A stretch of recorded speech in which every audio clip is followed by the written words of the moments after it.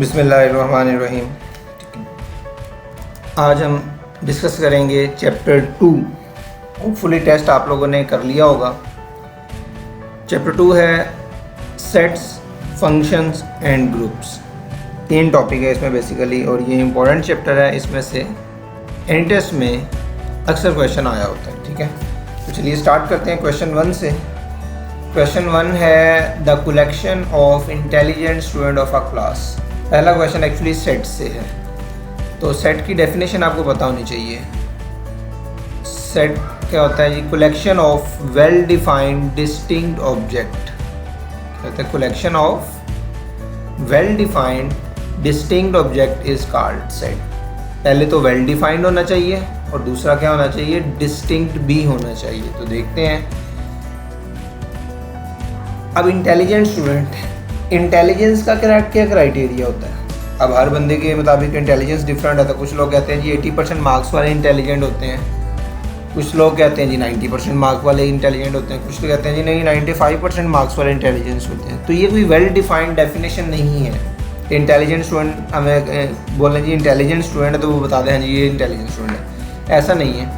तो ये वेरी करता है। तो एक्चुअली ये वेल डिफाइंड नहीं है। जब ये वेल डिफाइंड नहीं है तो इसका मतलब क्या होगा? ये सेट ही नहीं होगा।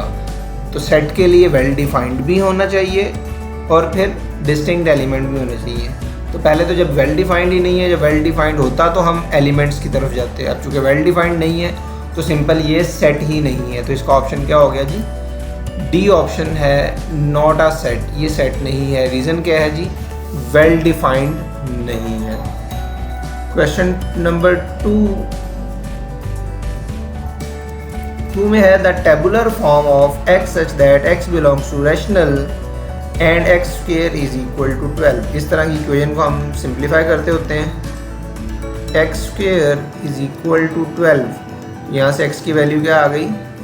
Plus minus square root 12 which is equal to plus minus 2 square root 3।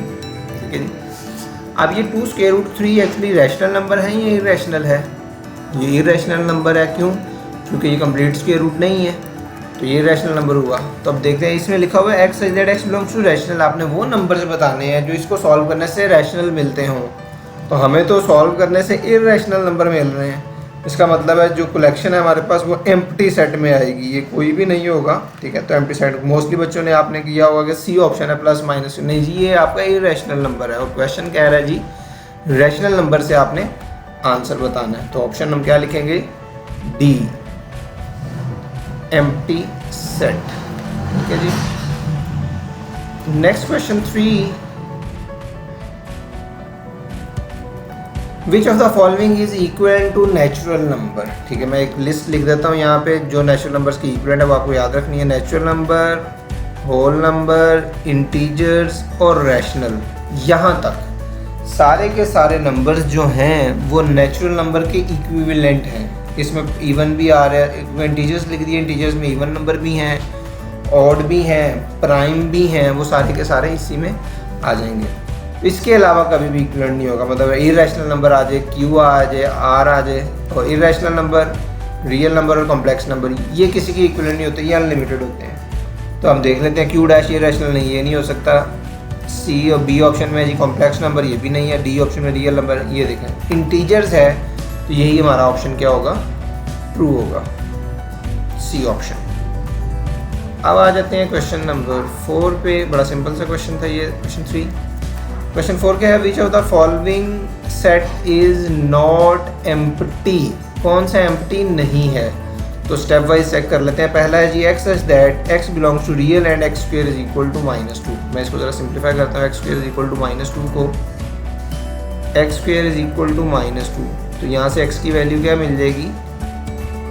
Plus minus 2 square root 2 आयोल्टा, क्योंकि स्क्वायर रूट में आयोल्टा है। तो ये तो रियल नंबर है, ठीक है ना, क्योंकि इसने कहा रियल नंबर को, लेकिन ये तो कॉम्प्लेक्स नंबर मिल गया। इसका मतलब ये वाला सेट क्या है? एम्प्टी सेट है, लेकिन हमने बताना है नॉट एम्प्टी। दूसरा ऑप्शन देखते हैं, x such that x belongs to natural and x is equal to -12। अब नेचुरल नंबर में आपको पता है नेगेटिव नंबर होते ही नहीं है, तो ये भी आपका एम्प्टी सेट हुआ। फिर हाँ जी, बी ऑप्शन चेक करते हैं। X such that x belongs to E for even number and x plus one is equal to -2n। इसको सिंप्लीफाई करके देखते हैं। x plus 1 is equal to -2n, तो this implies that x is -2n - 1। अब हम n देखते हैं किसको, n इंटीजर्स को बिलोंग कर रहा है, तो इंटीजर्स में पॉजिटिव नंबर भी हो सकते हैं, नेगेटिव भी हो सकते हैं। तो मैं सपोज कोई एक नंबर जो इजी आपको लगता है 1 पुट कर लें, 2 पुट कर लें, 3 पुट, कुछ भी कर सकते हैं। मैं 1 पुट करता हूँ। जब इधर 1 पुट करेंगे देखो -2 - 1 क्या आ जाएगा, -3, ये मिल जाएगा आपको। अब -3 इवन है या ऑड है, ऑड नंबर है ना, तो इधर इसने कहा हुआ इवन नंबर, इसका मतलब ऐसा कोई नंबर नहीं मिलेगा इवन जो इस फॉर्म में हो। तो ये भी आपका सेट क्या है, एम्प्टी सेट है। अब आएगा लास्ट ऑप्शन। ऑब्वियसली अगर पहले 3 गलत हैं तो लास्ट ऑप्शन ठीक होगा हमारा। चेक कर लेते हैं। X such that x belongs to integers and x square is equal to 4। X square is equal to 4 simplify करते हैं तो यहाँ से एक्स की वैल्यू क्या आ जाएगी, +-2। हाँ जी, +-2 आपको पता है इंटीजर्स होते हैं। तो ये वाला सेट आपका एम्प्टी नहीं है, तो ऑप्शन फिर हमारे पास क्या मिल गई, डी ऑप्शन आ गया। ठीक है, तो बारी बारी हमने एक ये टेक्निक है कि आप ऑप्शन देखते जाएं, डिलीट करते जाएं, जो एंड में बचेगा, एंड वाला रह गया तो फिर ऑब्वियसली वो आंसर ही होगा। Okay, next, the number of elements of power set of A B C. ये सेट है, मैं इधर सेट लिख देता हूँ, ए बी एंड ABC। इसका क्या है बताना है, the number of elements in the power set. अब पावर सेट क्या होता है, जो सेट के सबसेट्स होते हैं। ठीक है, तो पावर सेट के लिए फॉर्मूला आपने नंबर ऑफ सबसेट्स का फॉर्मूला याद है आपको, क्योंकि पावर सेट के अंदर नंबर ऑफ सबसेट्स ही होते हैं, वो होता है 2 की पावर n। जितने एलिमेंट्स हैं उसको 2 की पावर में लिख लें, बस आंसर मिल जाएगा। तो वही पावर सेट में एलिमेंट्स होते हैं। ठीक है, जितने सबसेट्स बनते हैं उतने ही पावर सेट के एलिमेंट होते हैं। तो अभी कितने एलिमेंट है, 1 2 3। अब ये ना काउंट कीजिएगा कि इसमें 1 2 3 4, नहीं, ये एक एलिमेंट है ए बी, ये मिलके एक एलिमेंट है। 3 एलिमेंट है तो 2 पावर 3 बन जाएगा, 2 पावर 3 मिलके क्या हो जाएगा, 8। तो देखते हैं किस ऑप्शन में है, 8 अल्फा ऑप्शन में है। तो सिंपल फॉर्मूला क्या है, 2 की पावर n, इसका होगा option A. Now moving to question 6। Question 6 क्या है, which one is not true in general. In general कौन सा ट्रू नहीं है, तो चेक करते हैं स्टेप वाइज। पहली ऑप्शन में है जी 5 कॉम्प्लीमेंट क्या है, यूनिवर्सल सेट। हाँ जी बिल्कुल ठीक है, क्योंकि यूनिवर्सल का कॉम्प्लीमेंट लेंगे तो एम्प्टी सेट आएगा, एम्प्टी सेट का कॉम्प्लीमेंट लेंगे तो यूनिवर्सल सेट आएगा। तो ये तो ठीक है आंसर, हमें नोट ट्रू करना है। ए माइनस एम्प्टी सेट, किसी सेट में से अगर एम्प्टी सेट निकाल दें तो वो सेट इटसेल्फ ही बचता है, तो ये भी ट्रू है आपका। इसको देखते हैं, U minus A complement, U complement minus A complement. अच्छा, ये अभी एक्सप्रेशन हम डी वाला चेक करते हैं। ए कॉम्प्लीमेंट यूनियन ए, जब ए को ए कॉम्प्लीमेंट में ऐड करेंगे तो कौन सा यूनिवर्सल सेट बनेगा, हाँ जी बिल्कुल बनेगा, क्योंकि सेट और उसके कॉम्प्लीमेंट को जब ऐड करते हैं तो पूरा का पूरा यूनिवर्सल सेट ही बनता है। अगर मैं आपको डायग्राम से शो कर दूं, ये देख, मैं कोशिश करता हूँ डायग्राम बनाने की। सपोज ये आपका यूनिवर्सल सेट है और ये आपका क्या है, ए सेट। ये ए है और ये बाहर वाला फिर क्या होगा, ए कॉम्प्लीमेंट। अब देखें, ए कॉम्प्लीमेंट और ए का यूनियन क्या है, पूरा का पूरा सेट नहीं बन जाएगा। तो डी ऑप्शन भी आपका ठीक है, तो फिर बच गया क्या, बी ऑप्शन रह गया। अब नॉट ट्रू कहना था, इसका मतलब यही हमारा क्या है, आंसर है। तो इसका ऑप्शन क्या हुआ, बी। तो ये एक बड़ी अच्छी टेक्निक है कि अगर आपको क्वेश्चन सॉल्व नहीं हो रहा तो आप क्या करें, ऑप्शन रिमूव करनी शुरू कर दें। एंड में जो ऑप्शन बचे वही हमारा आंसर होगा, जैसा कि इस क्वेश्चन में हमने किया। Question 7, if A is equal to this -2 to 3। तो मैं सेट लिख लेता हूँ, ये क्या है। ठीक है, ये टेबुलर फॉर्म आपको आनी चाहिए और आपने अच्छी प्रैक्टिस भी की हुई है। क्या है जी, -2 से 3 तक और इंटीजर्स हैं और इक्वल हैं, तो ये क्या हो जाएगा, -2 -1 0 1 2 एंड 3। ये है जी हमारा सेट ए। इसी तरह सेट बी लिखना, सेट बी में है जी नेचुरल नंबर है लेकिन x ग्रेटर दैन 3 है, तो x ग्रेटर दैन 3 में कौन सा आएगा, 4 5 6 अप टू 100, इस तरह चलता चला जाएगा। ठीक है, number of elements in A intersection B. तो पहले तो हम ए इंटरसेक्शन बी फाइंड कर लेते हैं। तो ये कॉमन एलिमेंट कोई मिल रहा है आपको? नो, कॉमन एलिमेंट कोई नहीं है, तो आंसर क्या होएगा? Empty set. लेकिन हमें ये बताना है number of elements in A intersection B, n4। ये जो n दिया हुआ है ना, इसे कहते हैं number of elements in A intersection B. तो कितने एलिमेंट्स हैं जी एम्प्टी सेट में? कितने एलिमेंट होते हैं? 0। अब देखिए ऑप्शन में आपको एम्प्टी भी दिया हुआ है, ये गलत आंसर है क्योंकि हमें नंबर ऑफ एलिमेंट्स बताने हैं, हमें ए इंटरसेक्शन बी नहीं बताना। तो आंसर क्या हो गया जी? Beta option. ये मैं लिख देता हूँ इधर B. Next question 8। Question 8 is for what condition A union B complement is equal to A complement union B complement. ये किस कंडीशन के लिए ट्रू है? इसको भी हम बैक सॉल्व भी करेंगे। मैं लिख देता हूँ इसको, एक्सप्रेशन को पहले A union B whole complement is equal to A complement union B complement. इसको अच्छा, ये वैसे आपको लग रहा है कि ये डिमॉर्गन्स लॉ नहीं है। डिमॉर्गन्स लॉ में क्या होता है? A union B complement is equal to A complement intersection B complement. तो डिमॉर्गन्स लॉ तो हर केस के लिए ट्रू है, ए और बी कुछ भी ले लो आपका, वो ऑलवेज ट्रू होगा। लेकिन इस वक्त ये डिमॉर्गन्स लॉ नहीं है। तो अगर ए बी के इक्वल आ जाए तो होगा क्या? मैं इधर आपको एक डायग्राम से समझाने की कोशिश करता हूँ।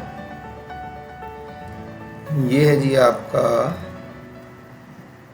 सेट, ए अगर बी के इक्वल आ जाए, इसका मतलब है सेट ए भी यही होगा और बी भी यही होगा और उनका यूनियन भी क्या होगा?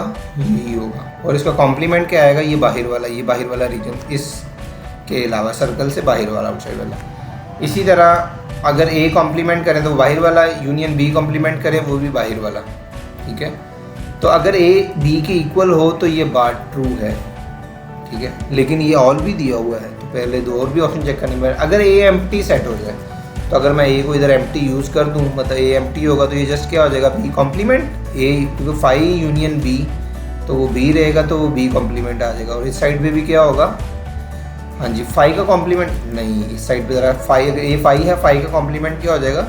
यूनिवर्सल सेट यूनियन बी, तो बी कॉम्प्लीमेंट क्या होगा? तो ये आपका आंसर ट्रू नहीं है। देखें, ये यूनिवर्सल सेट है यूनियन बी कॉम्प्लीमेंट। जब यूनिवर्सल का बी कॉम्प्लीमेंट से यूनियन लेंगे तो हाँ जी वो बल्कि सेम आएगा। ये देखें, अगर सपोज यही बी है तो बी कॉम्प्लीमेंट ये बाहर वाला होगा, तो इसका यू से यूनियन क्या होगा? यही होगा। ये भी कंडीशन ट्रू है। अगर दो ट्रू हैं तो तीसरी ऑटोमेटिकली क्या भी ट्रू, अगर यूनिवर्सल सेट हो जाएगा। तो ऑप्शन क्या हो गया जी? Delta option, all of these. अगर ऑप्शन में ऑल ऑफ दीज हो और दो ऑप्शन आपकी ट्रू हैं तो आपने तीसरी ऑप्शन चेक करने की ज़रूरत ही नहीं है। आप ऑल ऑफ दीज पे क्लिक करें और नेक्स्ट क्वेश्चन की तरफ मूव करें। ठीक है, क्योंकि एग्ज़ाम में आपके पास इतना टाइम नहीं होगा कि सारे के सारे क्वेश्चन आप प्रॉपर सॉल्व कर सकें। तो हमने मैक्सिमम क्वेश्चन सॉल्व करने हैं विद इन टाइम। क्वेश्चन 9 है, which of the following is absurdity. इसमें से कौन सी एब्सर्डिटी है? तो मैं पहले इसको ऑप्शंस वाइज एक्सप्लेन करता हूँ। एब्सर्डिटी पहले होती क्या है? एब्सर्डिटी, ये लॉजिक्स हैं। एब्सर्डिटी होती है जो ऐसी लॉजिक जो हमेशा गलत हो, ऑलवेज फॉल्स, इसे कहते हैं एब्सर्डिटी। और इसी तरह एक टोटोलॉजी होती है, वो क्या होती है? Always true. और एक कंटीजेंसी होती है, उसमें कभी ट्रू होता है और कभी फॉल्स होता है। तो हमें बताना है जो हमेशा ट्रू फॉल्स आए।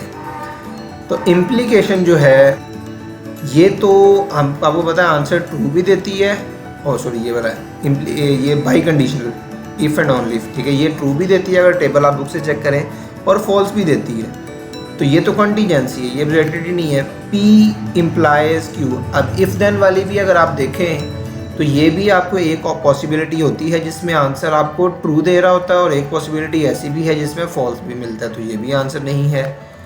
ये फिर इम्प्लीकेशन आ गई। इम्प्लीकेशन आपको पता है फॉल्स भी देती है, ट्रू भी देती है। डी ऑप्शन बच गया। तो ये आंसर, इसको मैं चेक करवा देता हूँ। P एंड नेगेशन P है ना, P एंड नेगेशन P, ये सिंबल एंड का है। तो पॉसिबिलिटीज़ P की हो सकती हैं, या तो ट्रू होगा या फॉल्स होगा। अगर suppose in case P true है, ये ट्रू मैंने लिख दिया, एंड तो नेगेशन P क्या हो जाएगा? फॉल्स। ट्रू एंड फॉल्स का आंसर क्या होगा? फॉल्स। और इसी तरह ऐसा भी तो हो सकता है पी फॉल्स हो। अगर पी फॉल्स होगा तो उसकी नेगेशन क्या हो जाएगी? ट्रू। तो ट्रू और फॉल्स, ट्रू एंड फॉल्स में फिर अगेन क्या होगा? फॉल्स। तो ये डी ऑप्शन ही है जो हमेशा क्या बनेगी? एब्सर्डिटी ही रहेगी। ठीक है जी, ओके। Now question 10। क्वेश्चन 10 है the contrapositive of the statement if it is raining then sky is grey. Statement का कन्वर्स होता है, स्टेटमेंट का इन्वर्स होता है। मैं इधर समझा देता हूँ। P इम्प्लाइज Q, मतलब अगर ये कोई भी कंडीशनल है तो इसका कन्वर्स क्या होगा? इसका इन्वर्स क्या होगा? और इसका कंट्रा पॉजिटिव क्या होगा? ये आपको बुक में दिया गया है। मैं इधर आपको दोबारा एक्सप्लेन कर देता हूँ। कन्वर्स में हम सिंपल क्या करते हैं? इनकी पोजीशन चेंज करते हैं। क्या करनी है? जस्ट पोजीशन चेंज कर देते हैं। Q P पे चला गया, P और Q दोनों स्टेटमेंट्स हैं, ठीक है।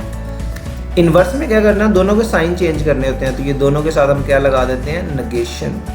और कंट्रा पॉजिटिव में एट अ टाइम दोनों काम करने हैं, कन्वर्स भी लेना और इन्वर्स भी। जब जगह चेंज करेंगे तो ये नेगेशन, ये देखो साइन भी चेंज हो गया और साथ ही जगह भी चेंज हो। तो साइन भी चेंज करना है और जगह भी चेंज करनी है। तो देखते हैं इधर दो स्टेटमेंट है जी। इफ़ इट इज़ रेनिंग, ये P है, देन स्काई इज़ ग्रे, ठीक है। If it is raining then sky is grey, ये P है, ये Q है। अब हमने क्या करनी? जगह भी चेंज करनी है और नेगेशन भी यूज़ करनी है। तो स्काई इज़ ग्रे तो पहले आएगा। तो स्काई इज़ ग्रे किन ऑप्शन में है? ये सारी ऑप्शन में स्काई इज़ ग्रे है, लेकिन स्काई इज़ नॉट ग्रे वो किस ऑप्शन में है? B और C में। A और D में नहीं है, तो A और D हमारी ऑप्शन नहीं हो सकती। तो B और C में चेक करते हैं। अच्छा, अब इसको इसकी जगह इधर जाएगी, लेकिन इसके साथ भी नॉट यूज़ होगा क्योंकि इसके भी नेगेशन आएगी। तो if the sky is not grey then it is not raining. तो ऑप्शन क्या मिल गई हमें? बीटा। तो कंट्रा पॉजिटिव में क्या करते हैं? हम जगह भी चेंज करते हैं और साइन भी चेंज करते हैं। इस चीज़ का आपने ख्याल रखना है। Now question 11। क्वेश्चन 11 है P dash union Q is the truth set of. अच्छा, आपने कुछ दो, आप पेज नंबर अभी मैं बताता हूँ आपको। मैं क्वेश्चन लिख लूँ P डैश यूनियन Q, ये किसकी लॉजिक है? एक्सरसाइज 2.4 के एंड में अगर आप देखेंगे तो आपको लिंक दिया होगा सेट थ्योरी का और लॉजिक्स का। तो उसमें मैं इधर मैं लिख देता हूँ।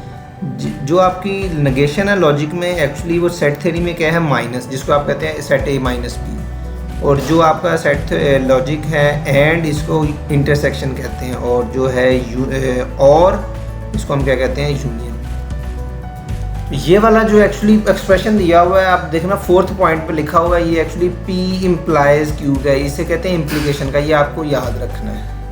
यूईकेड में काफ़ी क्वेश्चन ऐसे आते हैं जो डायरेक्ट स्टेटमेंट ही होती है। तो क्वेश्चन 11 का जो ऑप्शन है राइट, वो क्या है जी? C। ये हमारा आ गया C option. Now question 12। Question 12 है if 80% students like to play cricket and 60% like to play football, then student like to play both। तो बड़ा सिंपल क्वेश्चन है। उससे पहले मैं आपको एक फॉर्मूला मेंशन कर देता हूँ। वैसे तो ये डायरेक्ट भी हो जाएगा, लेकिन आप ये फॉर्मूला भी यूज़ करते हैं। आपको याद हो, number of elements in A union B क्या होता है? Number of elements in A plus number of elements in B minus number of elements in A intersection B। अब हमें कौन से फाइंड करने? इस फॉर्मूले को यूज़ करें, आपको आंसर मिल जाएगा। अब 80% आप समझ लें 80 ही हैं स्टूडेंट्स, 60% मतलब 60 ही है। परसेंटेज आप इग्नोर कर दें, ठीक है। 100% वो 100 ही, 100 आउट ऑफ 100 हम पिक कर रहे हैं। अच्छा, 80% क्रिकेट हैं और 60% आपके फुटबॉल हैं, और हमें बताना है जी बोथ कितने हैं। टोटल हमें पता है हमारे पास क्या होते हैं? 100। टोटल हम 100 सपोज कर रहे हैं, तो A यूनियन B पे टोटल आ जाएगा। A में 80 हैं, B में 60 हैं, और कॉमन हमें फाइंड करने हैं, उसको x लिख देते हैं। देन 100 इज़ इक्वल टू 80 और 60 140 माइनस x। तो यहाँ से हमें x की वैल्यू मिल जाएगी 40, ठीक है। वैसे तो आप ये क्वेश्चन डायरेक्ट भी कर सकते हैं। किस तरह? बड़ा आसान है। जब भी आपका जो सम है, देखें 80% स्टूडेंट क्रिकेट है और 60%, 80 और 60 कितना होता है 140। अब टोटल परसेंटेज तो 100 होती है, लेकिन इधर 140% आ रहा है, तो जितना भी 100 से एक्सीड कर रहा है, जितना टोटल से एक्सीड करेगा वही हमारा क्या होगा, कॉमन वाला पार्ट होगा। तो 40% आंसर हुआ, तो 40% किस ऑप्शन में है जी, बीटा ऑप्शन में। ये आ गया जी हमारा बी ऑप्शन। अब आ जाते हैं क्वेश्चन 13 पे। क्वेश्चन 13 है the truth value of disjunction of 10 is positive number और पाई इज रैशनल। अब डिसजंक्शन इसको और को ही कहते हैं, ठीक है, और का नाम डिसजंक्शन है। तो एक्चुअली ये 10 इज पॉजिटिव नंबर, ये P है, और पाई इज रैशनल, ये Q है। P और Q का आंसर आपको बताना है। तो देखते हैं 10 इज पॉजिटिव नंबर, क्या ये ट्रू है जी, बिल्कुल ट्रू है। तो इधर लिख देते हैं जी, फर्स्ट वाली इसकी पॉसिबिलिटी क्या है, ट्रू है, ये मैं इधर लिख रहा हूँ, ये आ गया ट्रू। और के लिए ये सिंबल है। नेक्स्ट क्या है जी, पाई इज रैशनल। हाँ जी बताइए ये ट्रू है या फॉल्स है। पाई हमें पता है इरैशनल नंबर होता है, तो इसका मतलब वो फॉल्स लिखा हुआ है। और ट्रू एंड फॉल्स का आंसर क्या होता है, फॉल्स। तो ये हमारा क्या होगा, फाइनल आंसर होगा।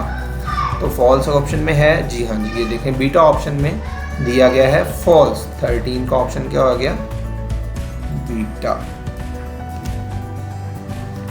नाउ क्वेश्चन 14 पेज 8 ऐड कर लें। Question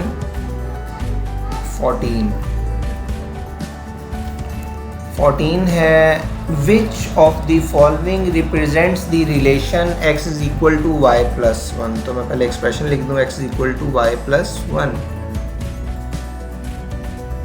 so this implies that y is x minus 1। तो ऑर्डर्ड पेयर में हमें पता है जो फर्स्ट वाली वैल्यू जो होती है वो x की होती है और सेकंड वाली वैल्यू क्या होती है, y की। तो when x is 2 y is 1, तो चेक करते हैं, जब x को 2 पुट करेंगे y 1 आएगा, बिल्कुल आएगा। देखिए 2 पुट करने से 1 हमें मिल रहा है, y 1 मिल रहा है, ठीक है जी, ये वाला ठीक है। 1 पुट करने से 0, 1 पुट करने से 0 जी, बिल्कुल ठीक है। 1 पुट करने से 1, अगर 1 पुट करने से, हाँ देखिए 1 पुट करने से तो 1 नहीं आ रहा, ये ऑप्शन हमारा गलत हो गया। अब इसका मतलब जिस ऑप्शन में 1 1 है वो तो नहीं होगा, ये ऑप्शन भी 1 1 है, ये भी रिमूव हो गया। अब 1 0 हमने चेक कर लिया, ऊपर ही 2 1 भी चेक कर लिया। ये एक नया फैक्टर है, इसको चेक कर लेते हैं। मतलब when x is 3 y is 2, when x is 3 y is 2, हाँ जी बिल्कुल ठीक है, तो ये सेटिस्फाई कर रहा है। तो यही हमारा क्या हो गया, आंसर हो गया, जो कि बीटा ऑप्शन में है। तो आपने बिल्कुल इसी तरह जब जैसे ही आपको आंसर मिले, आपने दूसरी ऑप्शन को चेक ही नहीं करना, टाइम सेव करें और नेक्स्ट क्वेश्चन की तरफ मूव कर जाएं। 15 question, if f from a to b is on to then। अब on to फंक्शन आपने टाइप्स ऑफ फंक्शन डिस्कस की हुई हैं सारी की सारी। into फंक्शन तो सारे ही फंक्शन into होते हैं। on to फंक्शन क्या होता है, जब आपकी जो कोडोमेन है, कोडोमेन ये b वाला जो होता है, ठीक है, ये जो सेट b है ये रेंज के इक्वल आ जाए तो वो क्या सेट होता है, वो on to होता है। अगर जो रेंज है इस सेट का सबसेट हो तो इसे हम कहते हैं इनटू फंक्शन, लेकिन जब इक्वल हो जाता है तो वो क्या होता है, ऑन टू फंक्शन। तो range of f is equal to b, ये फर्स्ट ऑप्शन में ही हमें मिल रहा है। ये इंफॉर्मेशन है, ये आपको याद रखनी है कि रेंज जब इक्वल हो जाएगी कोडोमेन के तो फंक्शन क्या बनेगा, onto. Question 16 next page पे, ये आ गया जी क्वेश्चन 16। क्वेश्चन 16 है इफ 1 0 3 1 8 0 एट x माइनस 1। ये एक्सप्रेशन में लिख देता हूँ ताकि इजीली एक्सप्लेन कर सकूँ। 1 0 3 1 8 0 and x minus 1 is a function which of the following would be the value of x। x की कौन सी वैल्यू हो सकती है। अच्छा, फंक्शन के लिए एक चीज़ याद रखनी है, आपके पास ये जो फर्स्ट वाली एंट्री है ना, ये रिपीट नहीं हो सकती कभी भी। सेकंड वाला ऑर्डर्ड पेयर में जो सेकंड वैल्यू है ये जितनी मर्जी रिपीट हो जाए, लेकिन जो फर्स्ट वैल्यू है ये आपकी रिपीट नहीं हो सकती। तो फर्स्ट वैल्यू में देखें 1 है, 3 है, 8 है, तो ये 1, 3 और 8 अब x की वैल्यू नहीं हो सकती। ऑप्शन देखते हैं, ऑप्शन में लिखा हुआ है 0, हाँ जी 3 हो सकती, 3 नहीं हो सकती, 1 नहीं हो सकती, तो 0 पॉसिबल है, नन ऑफ दिस तो नहीं ना होगा, क्योंकि 3 भी हो सकती है, 1 3 भी नहीं हो सकती, 1 भी नहीं हो सकती, लेकिन 0 हो सकती है।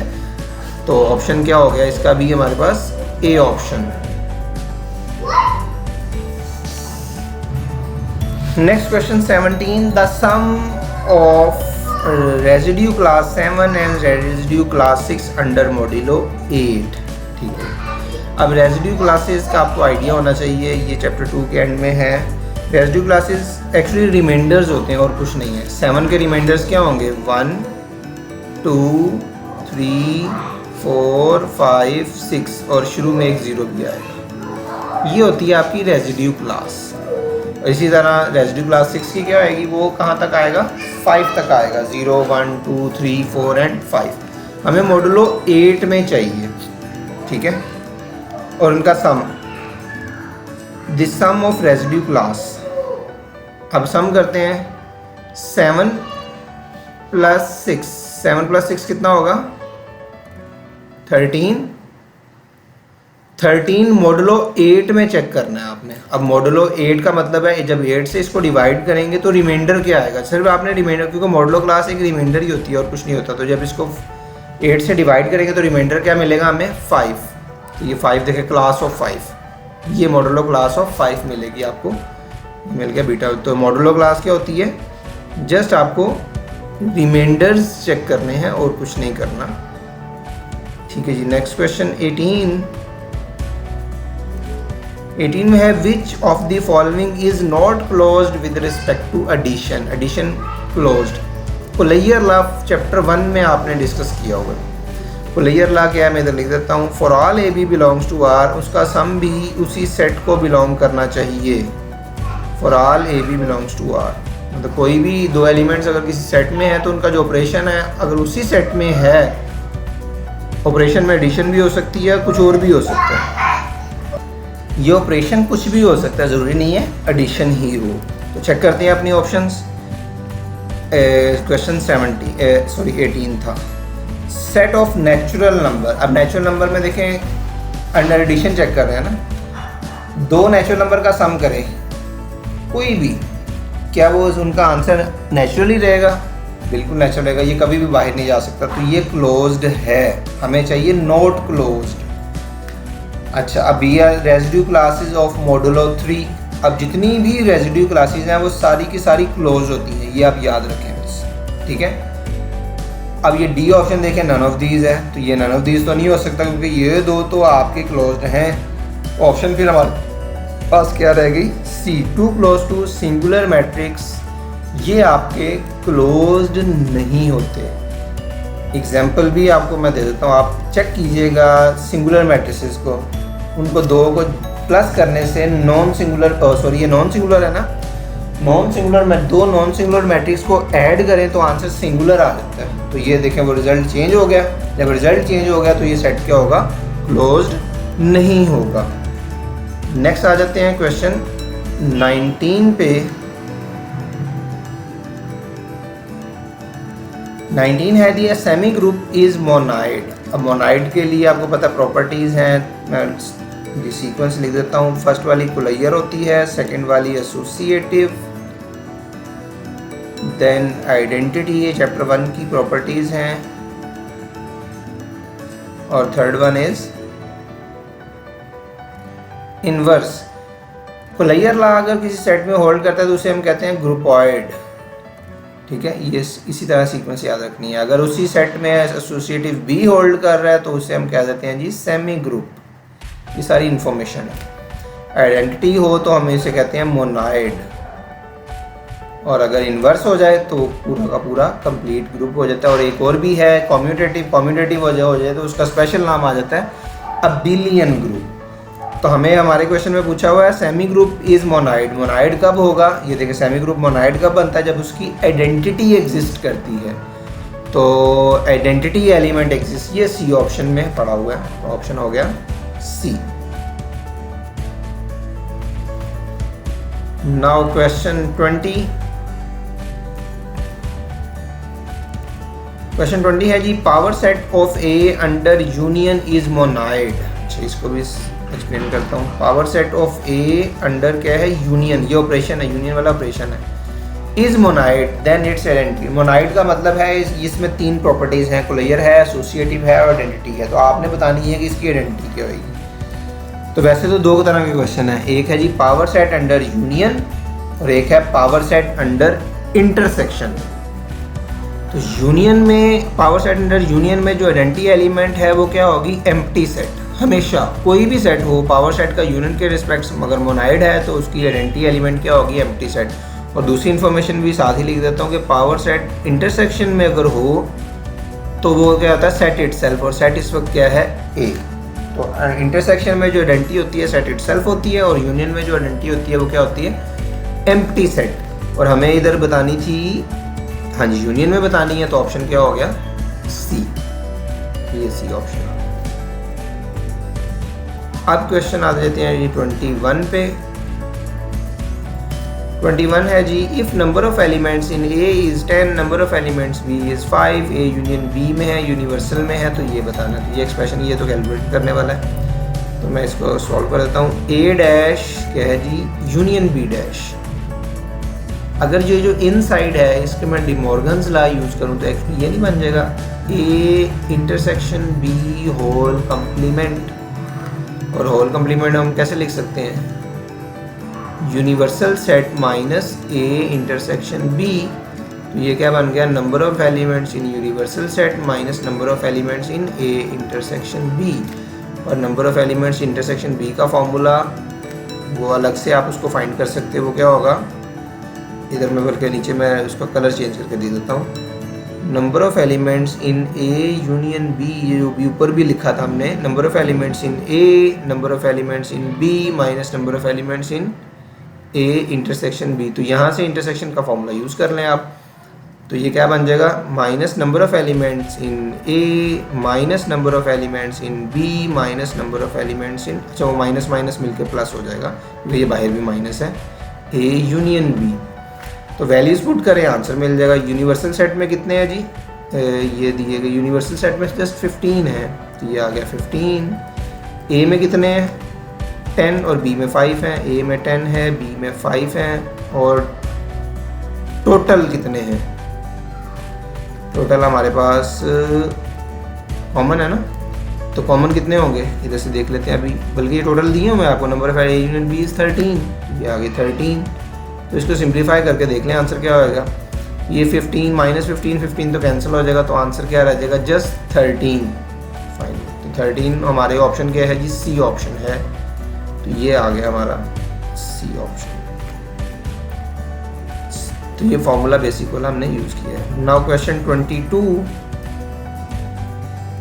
क्वेश्चन 22 है जी, if number of elements in x union y. अच्छा, ये सेम फार्मूला आप यूज़ करें, आंसर मिल जाएगा। तो मैं फार्मूला यूज़ कर देता हूँ यहाँ पे। फार्मूला क्या है जी, number of elements in x union y is equal to number of elements in x number of elements in y. ये बड़ा इंपॉर्टेंट है फार्मूला, अक्सर इस वाले फार्मूले से question, sorry X A B नहीं है, एक्स वाई है, एक्स इंटरसेक्शन, इस वाले फार्मूले से क्वेश्चन पूछे जाते हैं। तो यूनियन में कितने हैं जी, 200, तो इधर मैं डिवाइड लिख देता हूँ 200। एक्स में कितने हैं, 100, ये एक्स है 100। वाई वाले हमें फाइंड करने हैं और कॉमन एक्स इंटरसेक्शन वाई में कितने हैं, 150। इसको सिंप्लीफाई करने आंसर, तो 100 माइनस 150 इज -50। -50 जब इस साइड पे आएगा तो 200 मिलके क्या हो जाएगा, 250। तो 250 हमारा सी ऑप्शन है। देखिए इस फॉर्मूले से 3-4 क्वेश्चन हमें मिल गए, ये वैसे भी इम्पोर्टेंट है। Now question 23। If E denotes even number and O denotes odd number, then what is the identity of group set E and O? अच्छा, आइडेंटिटी एलिमेंट, ये सेट आपको बना दिया गया, सेट ऑफ इवन नंबर्स का और set of odd numbers का। तो आइडेंटिटी बतानी है विद रिस्पेक्ट टू एडिशन। चलो मैं एग्जांपल लिखता हूँ। अगर ऑड और इवन को मैं ऐड करूँ तो आंसर क्या आएगा, किसी भी ऑड और इवन को आप ऐड करके देख लें, ऑड आएगा ना। अच्छा, इवन को इवन में ऐड करें तो आंसर क्या आएगा, इवन ही रहेगा। ऑड को ऑड में ऐड करें तो आंसर क्या होगा, वो भी इवन ही होगा। तो एक्चुअली हमें इधर बतानी है उसकी आइडेंटिटी की जो डेफिनेशन है वो ये है कि एलिमेंट को जब उसके इन्वर्स से मल्टीप्लाई करेंगे, आइडेंटिटी की डेफिनेशन, ठीक है, एलिमेंट को जब उसके इन्वर्स से मल्टीप्लाई करेंगे तो आंसर आइडेंटिटी मिलना चाहिए, ठीक है। तो ये डेफिनेशन तो मैंने वो उसकी लिख दी, इन्वर्स की आइडेंटिटी की डेफिनेशन क्या होती है, जब एलिमेंट को, मैं इसको अरेंज कर देता हूँ, जब एलिमेंट को उसके, ये बल्कि ज़्यादा अरेंज हो गया, एलिमेंट को जब आइडेंटिटी से मल्टीप्लाई किया जाता है तो वो एलिमेंट चेंज नहीं होता, ठीक है। तो देखिए इसमें से कौन सा एलिमेंट है जिसको इवन को अगर मैं इवन में ही ऐड करूं तो रिजल्ट इवन ही आ रहा है ना, तो ये चेंज नहीं हो रहा। तो इस केस में हमारा इवन ही क्या होगा, इसकी इस सेट की आइडेंटिटी होगी। थोड़ा साइज बड़ा कर देता हूँ, ये आ गया, ठीक है। क्वेश्चन था हमारा, हाँ जी, ये 23,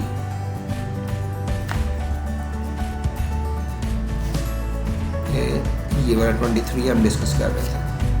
तो ये ऑप्शन, सी ऑप्शन बन गया हमारा आइडेंटिटी एलिमेंट, सी ऑप्शन।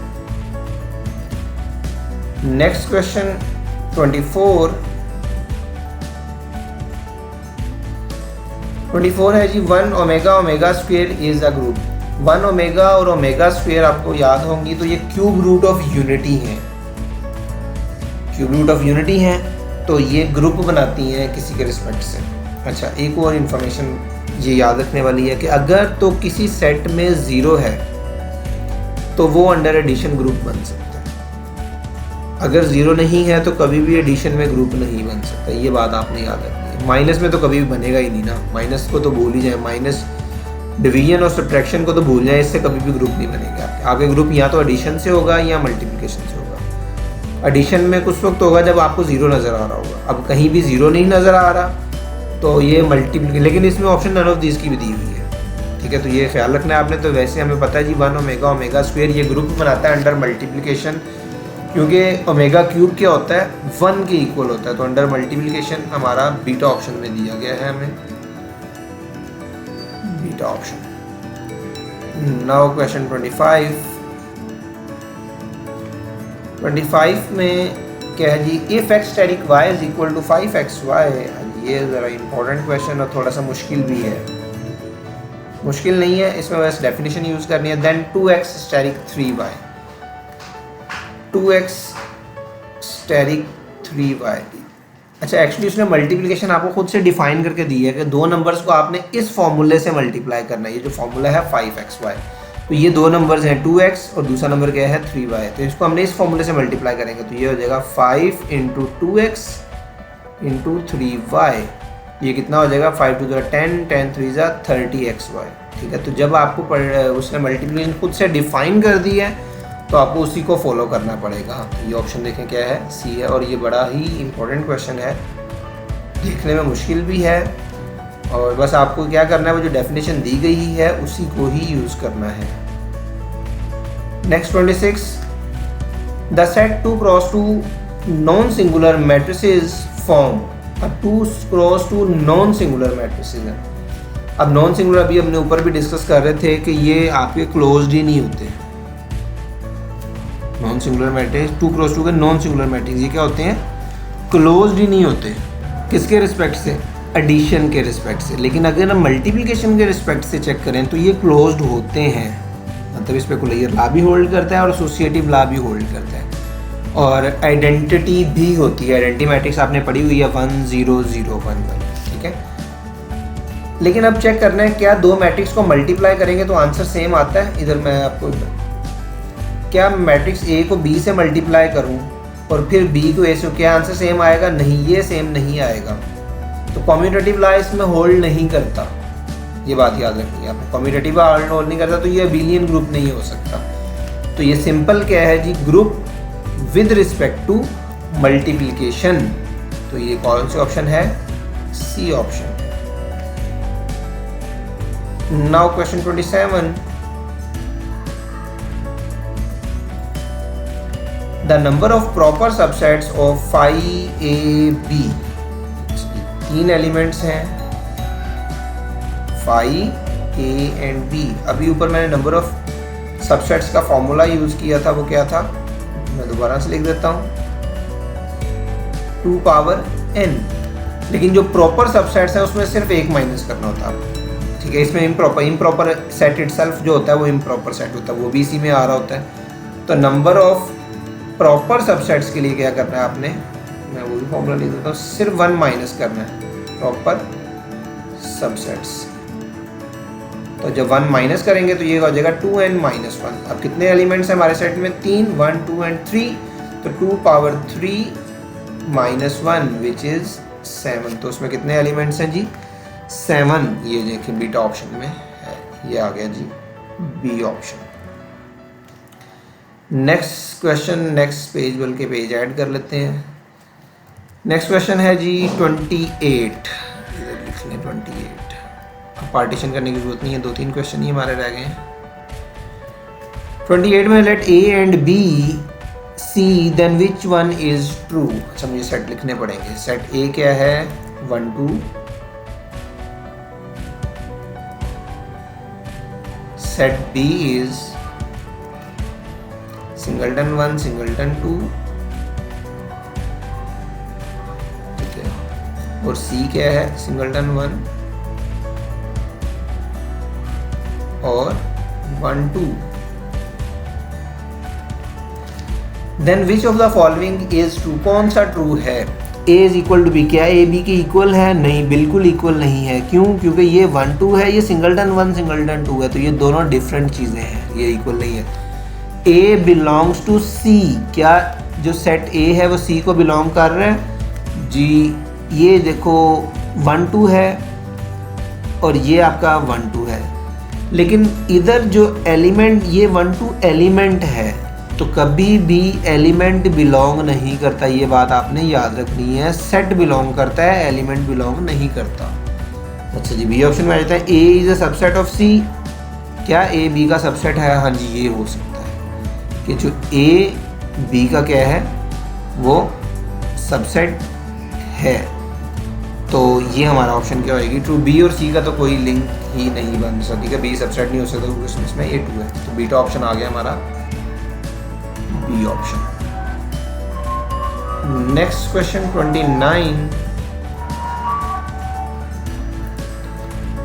29 है, ये आ गया। विच वन इज ट्रू, कौन सा ट्रू है।